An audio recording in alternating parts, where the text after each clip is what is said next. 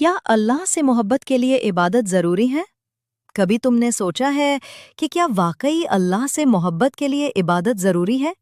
बहुत लोग समझते हैं कि मोहब्बत सिर्फ नमाज, रोज़े और तस्बीह तक महदूद है। लेकिन सच्ची बात यह है, इबादत मोहब्बत का सिर्फ एक रास्ता है। मोहब्बत खुद एक इबादत है। अगर तुम नमाज पढ़ो मगर दिल में गुरूर हो, तो वो इबादत नहीं, आदत है। लेकिन अगर तुम किसी के साथ नरमी से पेश आओ, किसी भूखे को खाना खिलाओ या किसी का दिल टूटने से बचाओ, तो ये भी अल्लाह की मोहब्बत का इजहार है। कुरान में अल्लाह फरमाता है, अल्लाह नेकी करने वालों से मोहब्बत करता है। सूरत आले इमरान 148। देखो, इबादत सिर्फ सजदा नहीं, बल्कि वो हर अमल है जो तुम अल्लाह के लिए करते हो।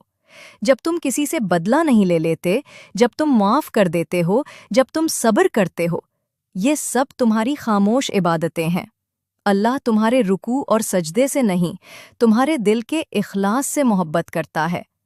तो हाँ, अल्लाह से मोहब्बत के लिए इबादत ज़रूरी है, मगर वो इबादत जो दिल से हो, दिखावे से नहीं।